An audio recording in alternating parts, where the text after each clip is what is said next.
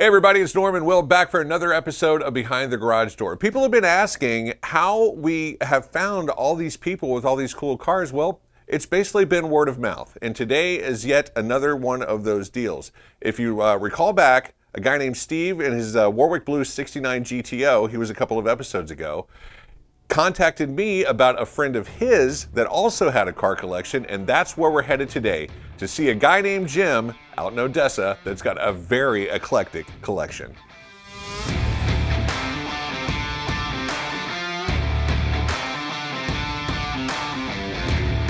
You know, typically when Will and I go to one of these shoots, we're running late and we need to get there really fast, but we're actually running early today, so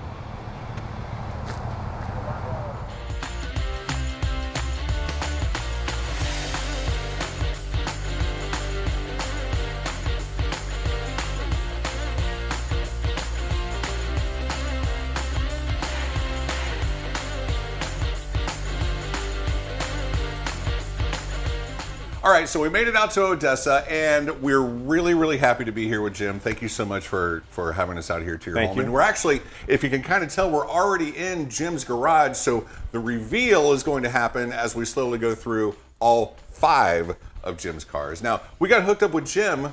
If you go back a couple of episodes of Behind the Garage Door, you'll remember Steve with his 1969 GTO, the Warwick Blue GTO, actually is Jim's neighbor, so that's how we ended up here with Jim. They just kind of, the whole thing is kind of word of mouth, and that's how we've kind of done this whole thing. So Jim, thank you so much for having us out to your house here in beautiful Odessa. Great house, great home. Love the floor. Thank you. And it looks like you're a collector of more things than just automobiles too. Too many hobbies. Too many.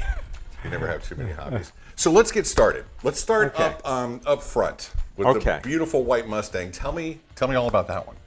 Well, that one it's a clone. It's a 65 clone of a GT350. Okay. Okay. When I bought it, it was a very poor restoration. So basically, I got it, had to take it all back apart, start all over again, and we put frame connectors on it. We put rack and pinion on it. We put shock tower stiffeners on it. The car handles phenomenal for an old car. Made it a little bit more drivable. It also rides like a bulldozer because it has a racing suspension in it. My wife doesn't like that. Okay, I take that back with the whole drivable thing. Yeah, but it handles great. Steve and I, the guy with the GTO, we kind of laugh because we really feel that the cars don't like our wives. Okay, explain. So if my wife gets in the car with me, one time we're going to a car show and the glove compartment falls down 7 times. I just keep on hitting it. That never happens. Unless she's in the car. Yeah, she gets in the car, her door won't shut. I have to get out and actually go boom. And when the girls aren't in the cars, they run perfect. So I don't understand why that. I don't understand why that would be. They get jealous. So when you bought the 65, it wasn't a GT350 clone at that point. What kind of condition and stuff was it in? It was just poorly done. Everything, interior, everything was hobbed. And matter of fact, the guy that painted the car for me, he said to me, "We're putting the blue stripes on the car," and I said, "No, we don't have to do it." And he goes, "No. We're putting the blue stripes." He's telling me what I'm going to do with my car. He had a vision? Yeah. I get up there and like they're marking it out. I'm like, I guess I don't have anything to say about this. Well, you know what? He was probably the right call. It really was. Yeah. And do you know it's 5/8 wider at the top? They got it from the Shelby company that it starts at narrower. It gets 5/8 wider on the roof and then narrows back down again. Really? Yeah. It's a really weird. Yeah. Not to the. I mean, if you put really the hood look up, at it, if you put the hood up, you can see it. Okay. And so. Neat car. How long have you had it? About 24, 25 years. So these are all pretty much, those cars are all that old as far as the restoration goes. So you've had all of them, all 5 of them that long, or just starting with the Mustangs? Well, it started, that red Mustang was kind of, I got in high school in 1977, just went to 78.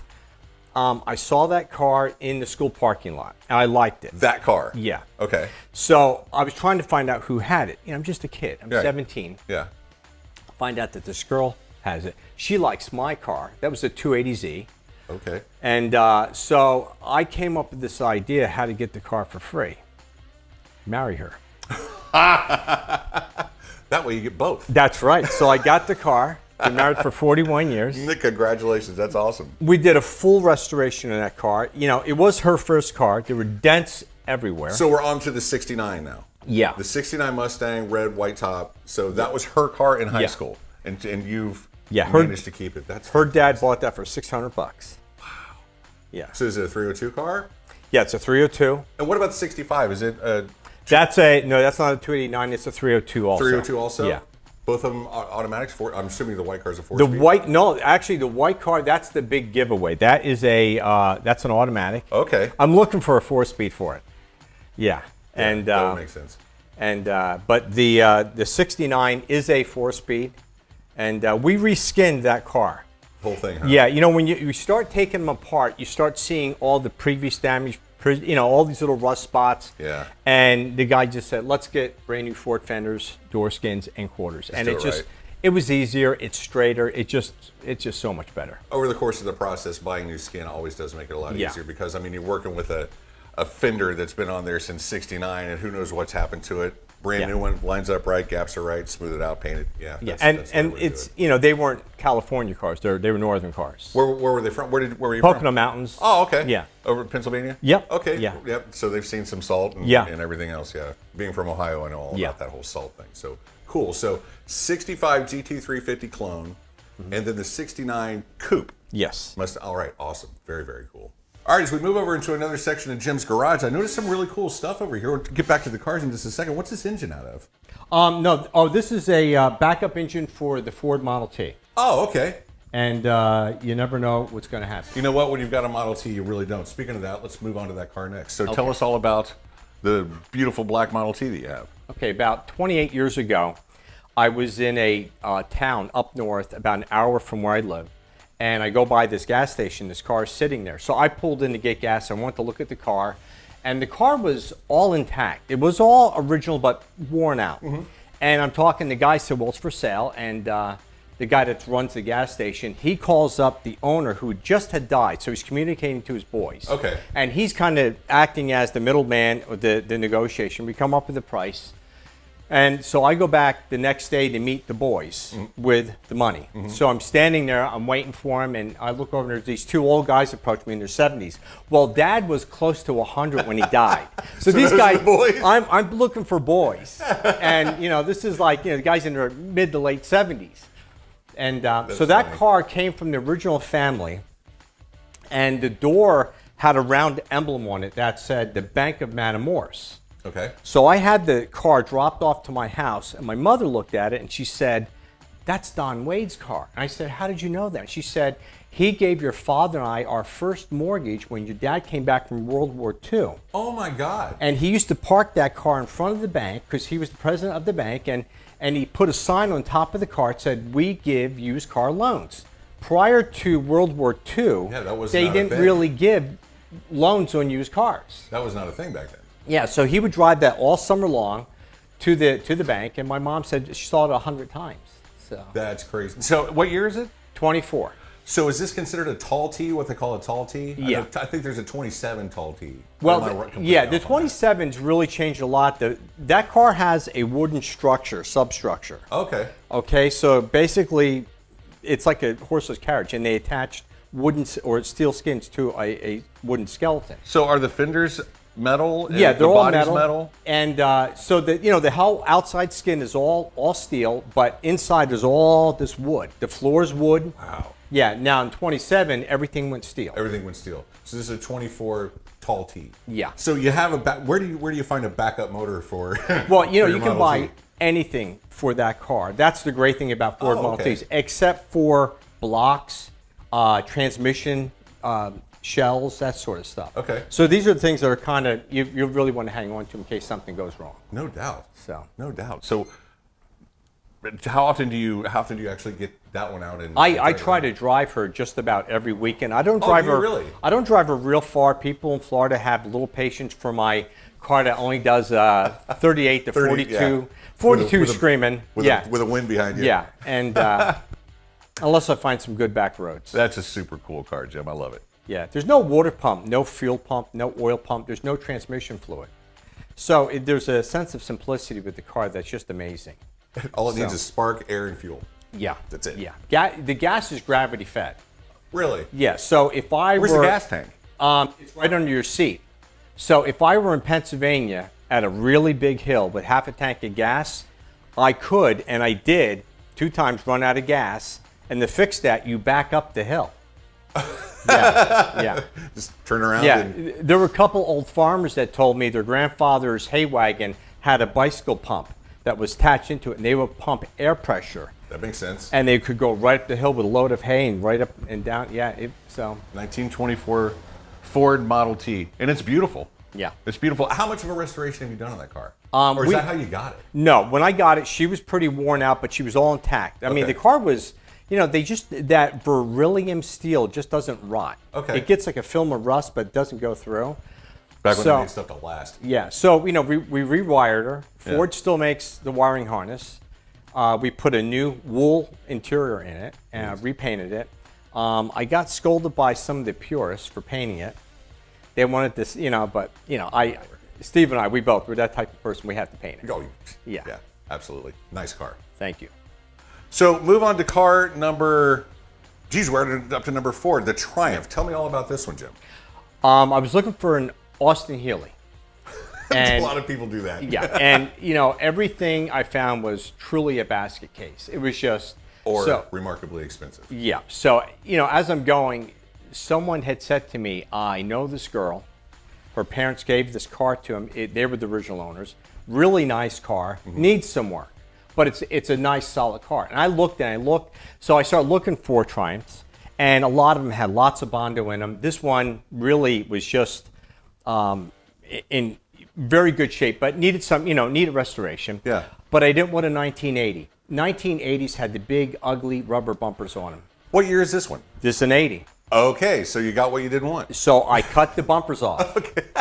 Yeah, and I got 1979 bumpers and had them chromed and put them on. It's like buying one of the Countaches with the American bumper on the front. Yeah, instead of the European. Yeah, I would. Yeah, it was a little difficult, but once you got everything cut out of the way, they bolted right up. The holes were still there. So the 79 bumpers bolt right onto an 80. Yep. Nice. Yeah. Nice.